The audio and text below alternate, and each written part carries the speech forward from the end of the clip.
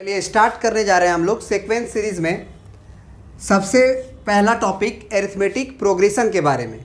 Class 10th में इसके बारे में आप अच्छे से पढ़े हो, तो हम बहुत डिटेल से नहीं पढ़ाएंगे आपको, बस वो सारी चीज़ें आप पहले से जानते हो। वैसे बस आप थोड़ी थोड़ी बातें समझ लो, क्या होती हैं, कैसे होती हैं, बस काम करने आ जाना चाहिए, क्वेश्चन बन जाने चाहिए।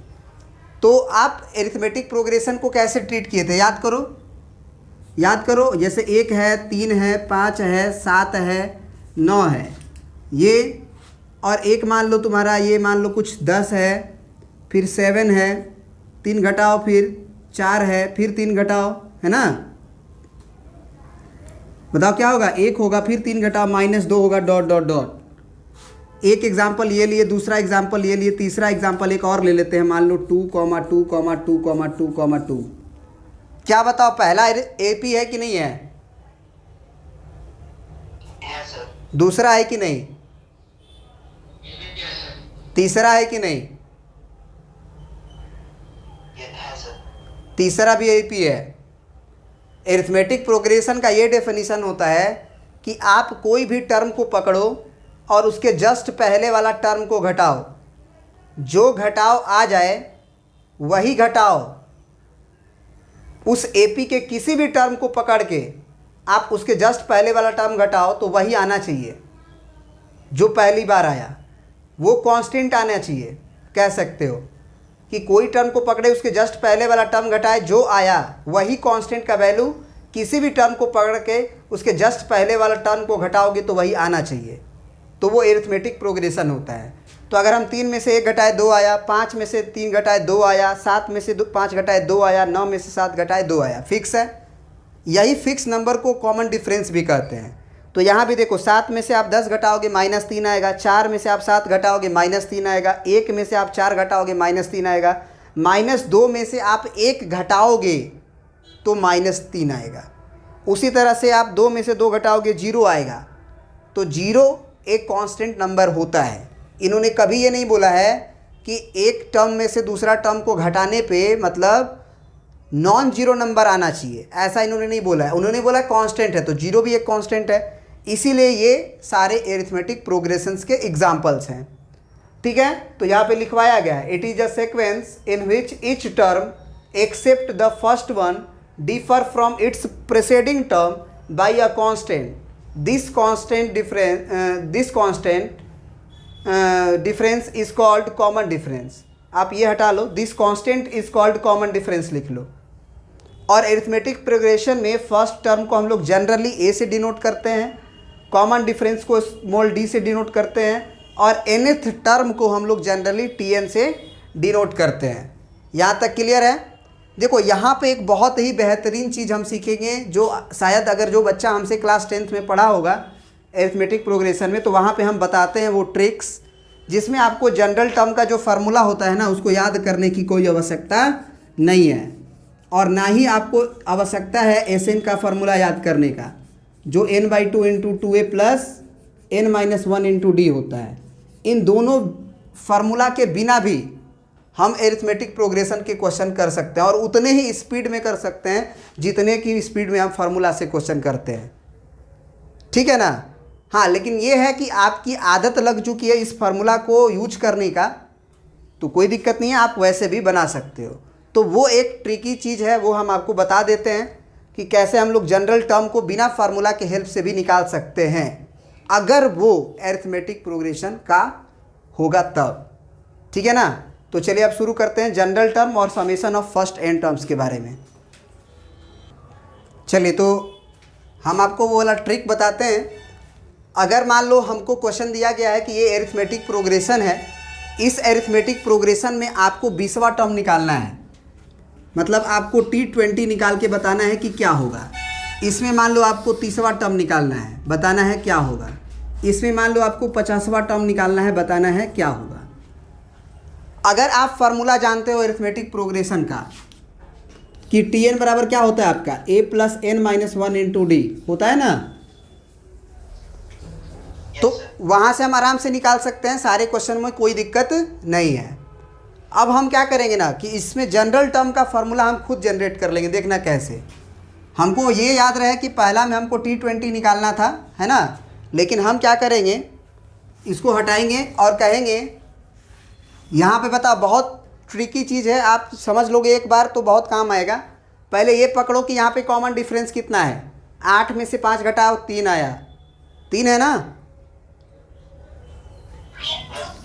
अब तुम क्या कर लो कि तुम 3n कर लो, जो कॉमन डिफरेंस आया उसको आप n में मल्टीप्लाई कर देना tn के फॉर्मूला के लिए। कॉमन डिफरेंस जो भी आएगा उसको n में गुना कर सकते हो, कोई दिक्कत है करने में, कर सकते हो। Yes, sir. अगर हम इसमें पूछे कि जनरल टर्म के लिए आपको यहाँ पे कॉमन डिफरेंस कितना है, 6 है ना, तो 6n कर लो। इसमें हम बोलेंगे कि कॉमन डिफरेंस क्या है,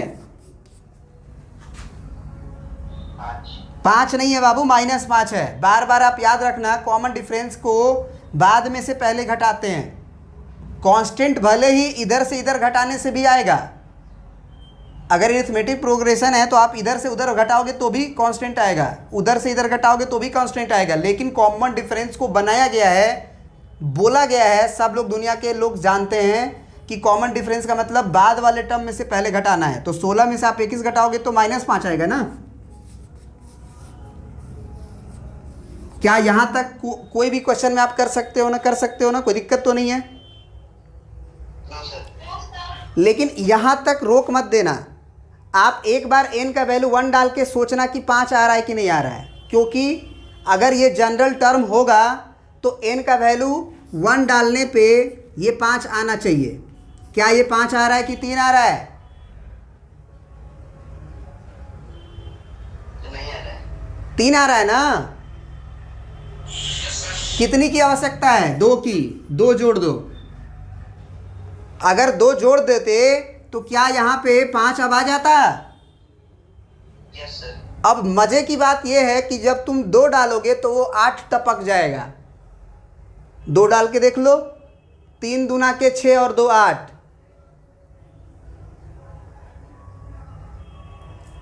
और सेटिस्फेक्शन के लिए n बराबर 3 डाल दो, तीसरा टर्म तुमको चमक जाएगा। तीसरा टर्म 11 है, यहाँ से भी तीसरा टर्म 11 आना चाहिए, तो 3 3 9 2 11 आ रहा है। संतुष्ट हो कि नहीं हो? Yes, sir. अब अगर ये संतुष्ट हो तुम, तो तुमसे इसमें पूछा था कि 20th टर्म क्या होगा, तो n के जगह पे आप क्या डाल दोगे तुम? 20. तो 3 गुना 20 + 2 यानी कि 20 तिया 60 और 2 62, 62 आंसर हो गया इसका। वहाँ से भी निकाल के देखना वही आएगा। अब इसमें बताओ, क्या 6n लिख के मान जाएंगे कि आपको n का वैल्यू 1 डाल के चेक करना होगा कि पहला आ रहा है कि नहीं? करना होगा ना। करके देखो, 6 गुना 1 जब डालोगे तो 6 कम 6 आया, आपको 9 चाहिए। कितनी की आवश्यकता है? 3 जोड़ देंगे, बहुत अच्छी बात है। अब ये अपने सेटिस्फेक्शन के लिए वो आ गया होगा, लेकिन अपने सेटिस्फेक्शन के लिए n बराबर 2 डाल के देखो कि क्या दूसरा टर्म 15 आ रहा है क्या। तो n का वैल्यू जब 2 डालेंगे तो 6 दूना के 12 3 15 चमक गया, सेटिस्फाइड हो गया। अगला डालोगे पक्का आएगा। इसमें पूछा था तीसरा टर्म, तो T30 बराबर 6 गुना 30 अब +3, तो 6 3 18 180 183। आप फार्मूला से भी निकाल के देखना वही आएगा। फिर इसमें भी आप सेटिस्फाइड मत हो जाना कि बस -5n, कॉमन डिफरेंस को n के मल्टीपल में लिखना है, लेकिन आपको एक टर्म जरूर चेक भी करना है। कॉमन डिफरेंस को n में मल्टीप्लाई करके लिखना है, लेकिन आपको 1 डाल के चेक भी करना है। 1 डाल के देखो तो कितना आएगा? -5 आएगा। लेकिन चाहिए क्या?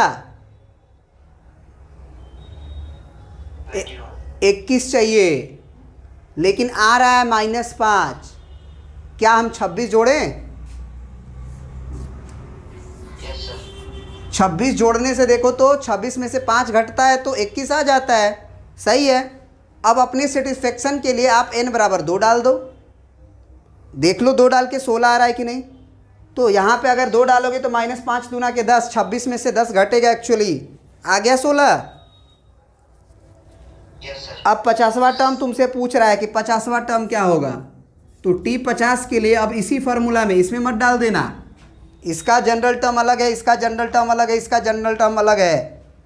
तो -5 गुने 50 और +26, तो ये हो गया -250। 50 25 होता है, अब +26, तो 25 घटता तो 225 होता, तो ये 224 हो जाएगा। सही है जी? Yes sir. ये आंसर हो गया आपका। तो जनरल टर्म निकालने का एक अच्छा ऐसा ट्रिक भी होता है, आपको जानना चाहिए, आपको जानना चाहिए। अब समेशन का देखते हैं। अब देखो, summation of first n terms of an AP का फार्मूला होता है आपका Sn बराबर n/2 2a + n - 1 × d, Sn बराबर n/2 a + Tn। ये क्लास 10th में इसका डेरिवेशन आप पढ़े होगे। जो लोग क्लास 10th में डेरिवेशन नहीं पढ़े हैं कि कैसे आ जाता है, उनको हम लिंक डाल देंगे डिस्क्रिप्शन में, वहाँ पे आप जाके देख लो कि कैसे आते हैं। वैसे बेसिकली आपको फार्मूला का ही ज़रूरत है, लेकिन बाय द वे अगर मान लो आपका फार्मूला भूल गया क्वेश्चंस में, वैसे भूलना नहीं चाहिए, क्योंकि बोलोगे तो और बहुत सारे क्वेश्चंस नहीं भी बना पाओगे, क्योंकि बार बार आपको उस तरह से जोड़ना पड़ेगा तो तकलीफ़ होगा। लेकिन बिना फार्मूला के भी हम इसे जोड़ सकते हैं। एरिथमेटिक प्रोग्रेशन में एक बहुत ही खास प्रॉपर्टी होती है, सुनना ध्यान से। एरिथमेटिक प्रोग्रेशन में एक बहुत ही खास प्रॉपर्टी होती है कि उस एरिथमेटिक प्रोग्रेशन को उल्टा करके अगर जोड़ोगे ना उसके साथ जो पहले दिया गया है, जैसे मान लो कि हमको समेशन दिया गया है किसका, 1 प्लस, चलो इसको काम करते हैं ना, इसको एक काम करते हैं, हमको जोड़ना ही था ना, तो इस जोड़ में लिखा हुआ है, इसको मान लेते हैं कि हमारा s होगा। तो ज़रा बताओ कि अगर हम इसी s को अगर पहले 25 लिख दें, फिर उल्टा मैंने 22 लिख दें, और फिर 19 लिख दें, और फिर 19 के बाद 16 लिख दें, फिर 16 के बाद 13 लिख दें, फिर 10 लिख दें, फिर 7 लिख दें, फिर 4 लिख दें, और फिर 1 लिख दें, तो क्या वही समेशन आएगा कि अलग आ जाएगा? तो एरिथमेटिक प्रोग्रेशन का एक बहुत ही मैजिक वाला रिजल्ट है कि आप इस दोनों को जोड़ोगे तो ये तो दुगना हो जाएगा, क्योंकि ऐसे ही को आप 2 बार जोड़ रहे हो, एक ही चीज़ को 2 बार जोड़ रहे हो ना, तो दुगना हो जाएगा। लेकिन ख़ास बात ये होती है कि ये 25 और 1 26 होगा, तो अगला भी 24 और 4 26 ही होगा, 19 और 7 26 ही होगा, 16 और 10 26 ही होगा, 13 और 13 26 ही होगा। समझ रहे बात को? 16 10 26 ही होगा, 19 7 26 ही होगा, 22 और 4 26 ही होगा, 25 और 1 26 ही होगा। मतलब यही खास बात होती है एरिथमेटिक प्रोग्रेशन के समेशन में। आप अगर उसको पलट के फर्स्ट टर्म के जगह पे लास्ट टर्म लिख दो, सेकेंड टर्म के जगह पे लास्ट का सेकेंड टर्म लिख दो, थर्ड टर्म जगह पे लास्ट से थर्ड वाला लिख दो, एकदम फिट बैठा दो। और एक्चुअली जब AP को एकदम वही वाला टर्म को बैठाए हो नीचे, तो जितने टर्म्स ऊपर थे उतने ही टर्म्स नीचे हैं, तो एक नीचे के ऊपर तो बैठेंगे ही, क्योंकि आप उसी को उल्टा कर रहे हो। तो उसको अगर जोड़ोगे तो एक फिक्स नंबर जोड़ के आएगा। और बाबू आपको बहुत अच्छे से मालूम होगा कि अगर 4 4 4 को अगर 10 बार जोड़ना होगा, 4 4 4 को अगर आपको 10 बार जोड़ना होगा, तो आप क्या करोगे? ऐसे 4 4 8 करोगे कि 4 गुना 10 कर दोगे? 4 × 10। सिंपल सी बात है भाई, इतना तो हमें पता है। तो 26 कै बार है, बस ये पता करना पड़ता है कै बार है 26। तो 1 2 3 4 5 6 7 8 9 बार, 9 बार 26 को जोड़ना है ना, तो 9 गुना 26 कर देंगे जी। और ये वैल्यू आपका 2s का आएगा ना, तो s का वैल्यू ना आपको निकालना है। तो 9 गुने 26 अब बटे में 2 कर दो, तो ये 13 बार में कट जाएगा, और 13 9 117। तो समेशन तुम्हारा हो गया 117। क्या ये बात समझ में आया?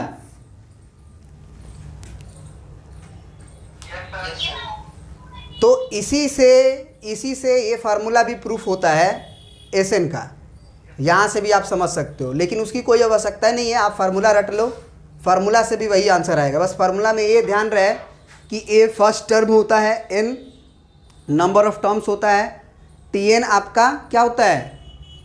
nth टर्म, यानी कि आप लास्ट टर्म भी कह सकते हो।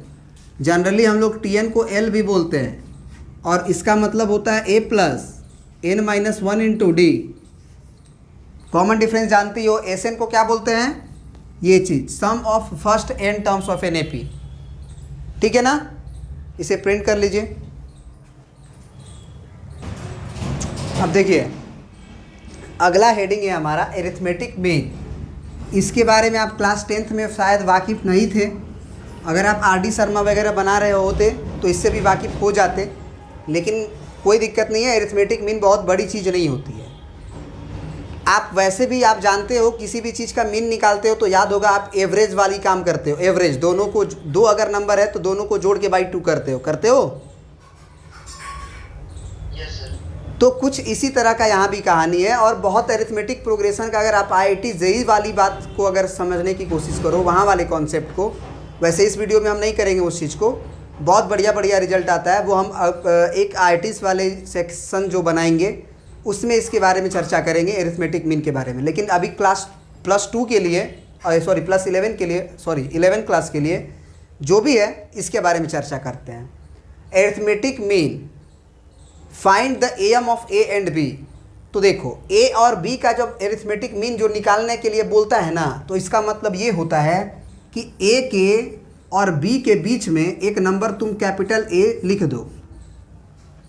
A और B के बीच में एक नंबर तुम कैपिटल A लिख दो, ताकि A कैपिटल A और B AP में बन जाए। तो कैपिटल A को एरिथमेटिक मीन कहा जाएगा A और B का। फिर से सुनना ध्यान से हमारी बात को। अगर कोई दो नंबर के बीच में पूछे कि दो नंबर का एरिथमेटिक मीन बताओ, तो तुम्हें फार्मूला रट लोगे, कोई दिक्कत नहीं है। A + B/2 होता है। एरिथमेटिक मीन दो नंबर का क्या होता है, दोनों नंबर को जोड़ के बाई 2 कर दो। लेकिन उसका मतलब क्या होता है एक्चुअल में, ये समझो कि दो नंबर आपका A और B है, उसके बीच में अगर एक वो एरिथमेटिक मीन चाहिए उसको, तो तुम्हें क्या करना है कि A लिख देना है और कोई जो नंबर एरिथमेटिक मीन पूछा है वो लिख दो और B लिख दो। और ये क्या हो जाना चाहिए, इन AP। अगर ये AP में हो जाएगा तो इसी A को हम लोग क्या बोलेंगे, arithmetic mean of A and B। अब ज़रा बताओ कि ये तीनों नंबर AP में होंगे तो किस प्रॉपर्टी का पालन करेंगे, common difference will be same. तो कैपिटल A माइनस A बराबर B minus capital A। Common difference तो यही नहीं होता है कि बाद में से आप पहले घटाओ, तो इसमें से इसको घटाओगे और इसमें से इसको घटाओगे, दोनों चीज़ बराबर आने चाहिए। अब हम क्या करते हैं, A को बराबर के इधर लेके आते हैं, तो क्या 2A हो जाएगा, और इस -A को उधर भेज दे तो A + B हो जाएगा। तो A बराबर तुम्हारा A + B/2 हुआ। तो यही आपका एरिथमेटिक मीन होता है। अगर एक सिंगल एरिथमेटिक मीन, ये एक सिंगल एरिथमेटिक मीन की बात हो रही है, सिंगल एरिथमेटिक मीन की बात हो रही है, क्या होगा, सिंपल से आप याद कर लीजिएगा, दोनों को जोड़ के बाई 2 कर देंगे। अब हम पूछेंगे कि 7 और 9 का एरिथमेटिक मीन क्या होगा, बताओ। तो AM बराबर क्या लिख दोगे, 7 + 9/2। तो 9 और 7 16/2 8। तुमको नहीं लग रहा कि 7 8 9 AP में हो जाएगा?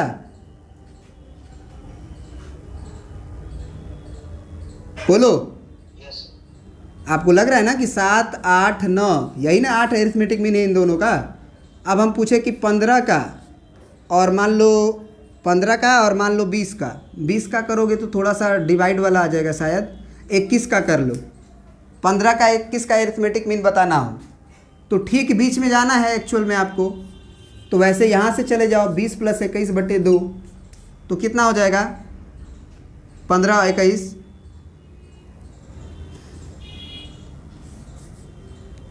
36/2 यानी कि 18 होगा। आप जरा करके देखो तो 15 18 और 21 AP में है। 3 3 जोड़ोगे आगे बढ़ जाओगे, 15 3 18 3 21, सही है ना जी, बढ़िया। अब एरिथमेटिक मीन एगो वाला समझ लेते हैं, बहुत आसान है। लेकिन अब क्या होता है ना कि इसी A और B के बीच में कहा जाता है कि 5 गो एरिथमेटिक मीन निकालो, 10 गो एरिथमेटिक मीन निकालो, 20 गो एरिथमेटिक मीन निकालो, A और B के बीच में ही। तो क्या होगा उसका मतलब, उसको देखते हैं, ठीक है ना। अब देखिए, अभी जो हम पढ़े वो सिंगल एरिथमेटिक मीन पढ़े A और B के बीच में, अभी जो हेडिंग है आपका वो लिखा गया है फाइंड या फिर इंसर्ट। इंसर्ट का मतलब होता है कि आप अंदर उसको प्लेस करिए। An arithmetic mean between A and B, an arithmetic mean between A and B. तो सबसे पहले एरिथमेटिक मीन कब कहे जाएंगे आपको अभी अभी बताए हैं कि अगर ए है मान के चलो और तुम्हारे पास अगर एक बी है और इसमें एन एरिथमेटिक मीन इंसर्ट करना है, तो मान लो पहला एरिथमेटिक मीन को तुम A1 बोल रहे हो, दूसरा एरिथमेटिक मीन को तुम A2 बोल रहे हो, तीसरा एरिथमेटिक मीन को तुम A3 बोल रहे हो। उसी तरह से तुमको कितना एरिथमेटिक मीन को इंसर्ट करना है इसमें, तो लास्ट में जो होगा तुम्हारा कॉमा के बाद ये AN होगा और उसके बाद कॉमा B होगा ना।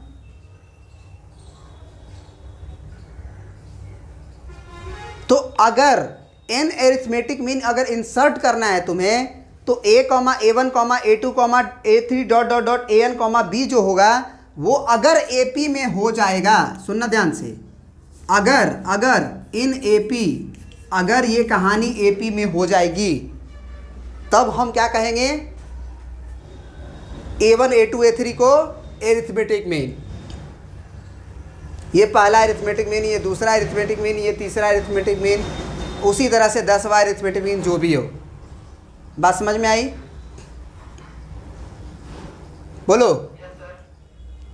ये याद रख लेना कि अगर कितना भी, ज्योमेट्रिक मीन में भी यही कहानी है कि अगर दो नंबर के बीच में 50 को ज्योमेट्रिक मीन चाहिए तो 50 को नंबर ऐसे लिखो जिसके चलते वो GP में बन जाए, तो ज्योमेट्रिक मीन कहलाएंगे। उसी तरह से अगर n को नंबर ऐसे लिखने हैं ताकि वो सारे नंबर्स मिल के एक एरिथमेटिक प्रोग्रेशन बना ले, AP में अगर हो जाए तो A1, A2, A3 को हम क्या कहेंगे, एरिथमेटिक मीन कहेंगे। बात समझ में आ गई? यहाँ पे जो कॉमन डिफरेंस का वैल्यू आता है ना इस AP में वो होता है तुम्हारा b minus A divided by n+1। ये बच्चों को रटा दिया जाता है कि कॉमन डिफरेंस का जो वैल्यू होता है एरिथमेटिक मीन में वो d बराबर होता है b minus A by n+1। इसको बहुत आसानी से हम लोग प्रूफ भी कर सकते हैं और आपको प्रूफ जानना भी चाहिए। सबसे पहले हमें बताओ कि इसमें कितने नंबर ऑफ टर्म्स हुए। अगर ये एक AP है तो नंबर ऑफ टर्म्स की संख्या बताओ कितने होंगे। अरे n को एरिथमेटिक मीन था ना, n को एरिथमेटिक मीन था, A और B मिल के 2 और हुआ तो n+2 टर्म हुए ना। ये याद रखोगे, नंबर ऑफ टर्म्स n+2। अब हम इसका अगर लास्ट टर्म पूछे कि इसका लास्ट टर्म क्या है, तो क्या वो लास्ट टर्म तुम्हारा B है? इसका लास्ट टर्म तो B ही ना है भाई। अब लास्ट टर्म का फॉर्मूला क्या होगा बताओ। Tn होता है ना, तो यहाँ पे Tn होगा कि Tn+2 होगा, ये बताओ पहले। यहाँ पे जो लास्ट टर्म का फॉर्मूला है वो Tn होगा कि Tn+2 होगा, क्योंकि नंबर ऑफ टर्म्स इसमें आपका n+2 है, तो वही Tn अब बन जाएगा n+2। समझ रहे हो बात को? तो यानी कि आप अगर नहीं अगर वो फार्मूला जानना चाहते हो तो आप डायरेक्ट लिखो कि आपका Tn का फार्मूला होता है a+n-1 इंटू डी होता है। तो आप यहाँ पे लिखोगे a+n-1 इंटू डी लिखोगे, बराबर भी लिखोगे, लेकिन n के जगह पे आप क्या पुट करोगे, नंबर ऑफ टर्म्स की संख्या n+2 ही ना करोगे।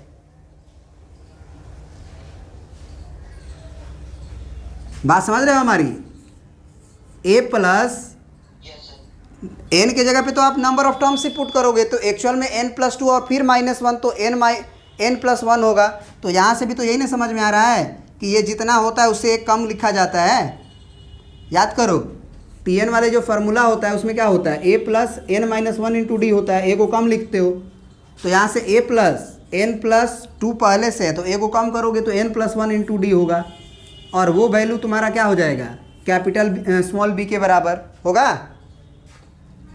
Yes sir. अब ए को अगर उधर भेज दो तो n+1 का इंटू डी का वैल्यू b माइनस ए होगा। तो तुम समझ गए होगे कि क्यों आ जाता है कॉमन डिफरेंस का value b minus A by n+1। क्या अभी भी दिक्कत है? आगे सर समझ। तो याद रखना कि कॉमन डिफरेंस बराबर b minus A by n+1 होता है। अगर कॉमन डिफरेंस आ गया तो जरा बताओ कि पहला अरिथमेटिक मीन नहीं निकल जाएगा क्या?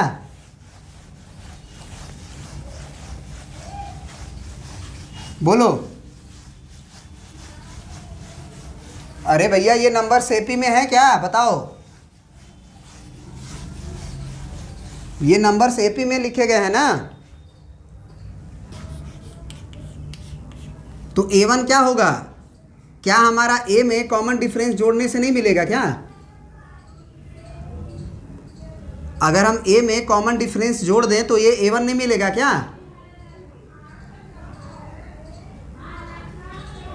नहीं समझ रहे हो बात को? अगर हम मान लो एक AP लिख रहे हैं 2, 5, 8, 11। अब हम बोले कि कॉमन डिफरेंस तुमको बता दिया गया कि 3 है, तो 2 में 3 जोड़ोगे तो 5 मिलेगा ना। Yes sir. तो हम यही बोल रहे हैं कि ये चीज़ A1, A2, A3 dot dot AN, B किस चीज़ में है? AP में है। तो इस AP का हमें कॉमन डिफरेंस पता चल गया है। तो अगर हमको A1 पता करना है कि A1 कितना है, तो सिंपल सी ये बात है भैया कि हम फर्स्ट टर्म में कॉमन डिफरेंस जोड़ेंगे, हमको A1 मिलेगा। अरे सही बात है ना। तो अब कॉमन डिफरेंस जोड़ दो, A प्लस कॉमन डिफरेंस का वैल्यू आप जोड़ दो, कितना है? b minus A by n+1। समझ में आया बात? तो इसी तरह से अगर तुमको 10वां अरिथमेटिक मीन, चलो दूसरा मान लो, दूसरा चाहिए, दूसरा मान A2 अगर चाहिए तुमको, दूसरा अरिथमेटिक मीन चाहिए, तो क्या करोगे तुम? A प्लस 2D लिखोगे ना।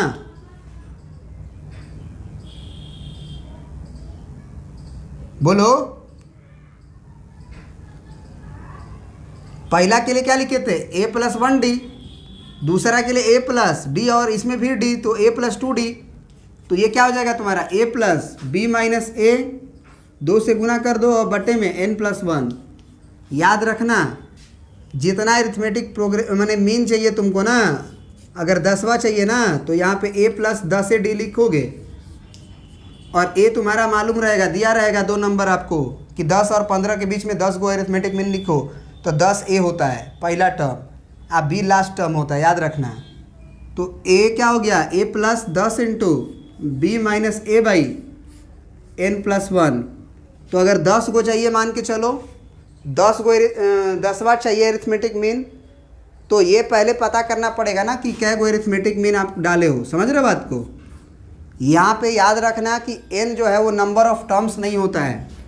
n is not number of terms, n is number of arithmetic mean. Arithmetic mean इस AP का जो n है वो नंबर ऑफ टर्म्स नहीं है, बल्कि नंबर ऑफ अरिथमेटिक मीन आप जितने इंसर्ट किए थे उसकी संख्या थी। आपने n गो अरिथमेटिक मीन इंसर्ट किया था, तो n जो था वो नंबर ऑफ अरिथमेटिक मीन की संख्या थी। समझ में आ रही है बात? Yes sir. इसमें अगर हम पूछे कि नंबर ऑफ टर्म्स कितने हैं, तो वो n+2 हैं। क्लियर है? Yes sir. तो इस पे एक आध क्वेश्चन कर लेते हैं ताकि ये कॉन्सेप्ट क्लियर हो जाए, ठीक है ना। अब सुनना हमारी बात को ध्यान से। ये एग्जाम्पल जो 8 है उसमें हमको क्या करना है कि insert 6 numbers between 3 and 24 such that resulting sequence is an AP। तो इसमें तुमको डायरेक्टली बोल दिया है कि आपको 6 गो नंबर इंसर्ट करना है 3 और 24 के बीच में, ताकि वो AP बन जाए। किसी किसी क्वेश्चन में आपको ये नहीं बोलेगा, आपको कहेगा कि इंसर्ट 6 एरिथमेटिक मीन, या फिर फाइंड, कहेगा कि find 6 arithmetic mean between 3 and 24। तो आपको खुद से ये समझना होगा कि एक्चुअल में आपको क्या करना है कि 3 और 24 के बीच में 6 गो number A1, A2, A3, A4, A5, A6, 6 गो नंबर कुछ इस तरह से लिखना है ताकि ये AP बन जाए। इसमें तो डायरेक्ट बोला है कि आप क्या करो कि 6 गो नंबर प्लेस करो ताकि एरिथमेटिक मीन AP बन जाए। तो क्वेश्चन तो शायद बोल ही दिया आपको सॉल्व करने के लिए। तो सबसे पहली बात बताओ कि A और B के बीच में, सुनना बात को, A और B के बीच में जब हम n गो एरिथमेटिक मीन इंसर्ट करते हैं तो A1, A2 है ना, A3 dot dot dot AN और कॉमा B होता है। इसमें कॉमन डिफरेंस का वैल्यू क्या होता है बताओ? B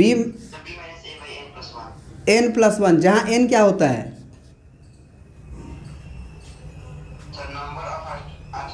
ये भूल जाता है बच्चा, याद रखना, नंबर ऑफ एरिथमेटिक मीन, कै वो अंदर डाले हो, ये होता है।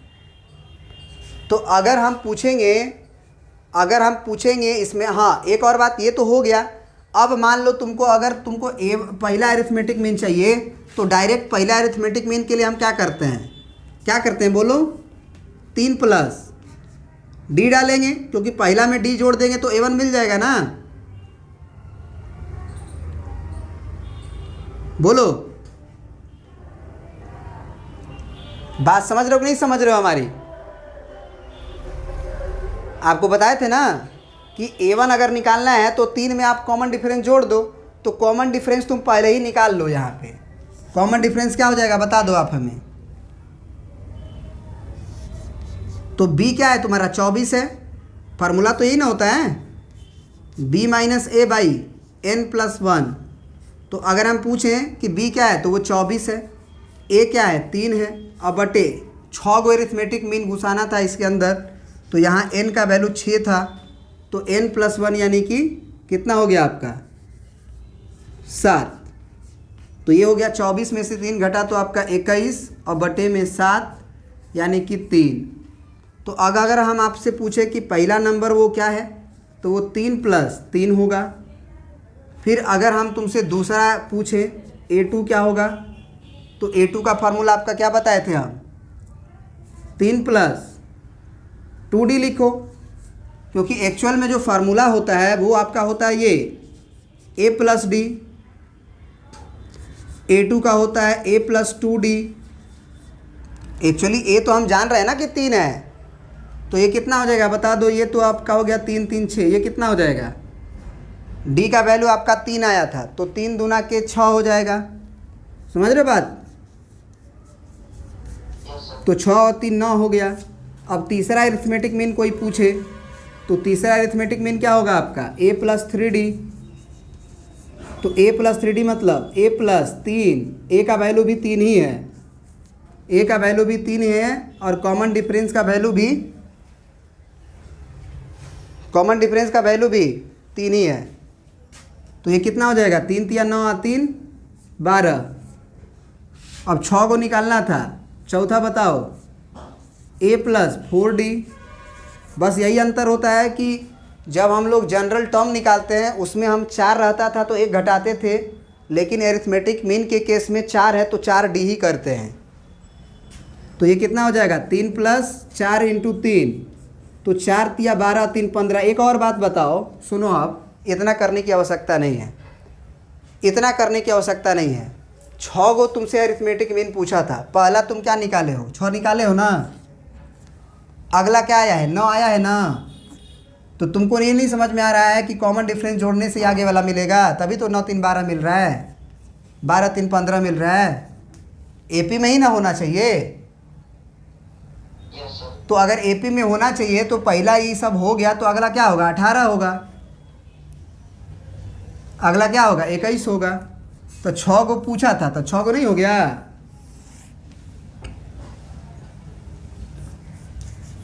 बात समझ गए? Yes sir. प्रिंट कर लीजिए इसे। तो देखो, इसमें हम लोग इतना ही रखते हैं। एरिथमेटिक प्रोग्रेशन का कुछ प्रॉपर्टीज़ होती हैं, उसको हम लोग पढ़ेंगे नेक्स्ट क्लास में, ठीक है? और उस पर क्वेश्चंस भी करेंगे, ठीक है ना? Thank you.